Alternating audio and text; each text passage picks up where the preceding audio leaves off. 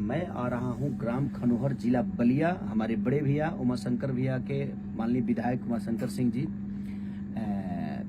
23 फरवरी 2024 आप सबके प्यार लेवे दिन में 10 बजे से रिसेप्शन पार्टी में वहाँ के बेटा के रिसेप्शन पार्टी बा। तो हमने के आवत नहीं जा और बहुत सारा कलाकार आवत रहे, वो सबके प्यार और आशीर्वाद लेवे खातिर।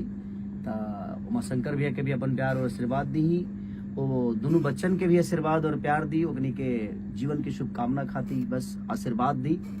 और हम आ रहल बनी ग्राम खनोही और जिला बलिया। उमाशंकर सिंह जी यानी हमनी के विधायक, हमनी के बड़ भैया, हमनी के गार्जियन, वहाँ के बेटा के रिसेप्शन के शुभ अवसर पर तो वो लोग आई और अपन प्यार दिन में 10 बजे से 23 तारीख यानी 23 फरवरी 2024 यही 23 के आवतनी अपन प्यार आशीर्वाद दी। नमस्ते, प्रणाम। सर जी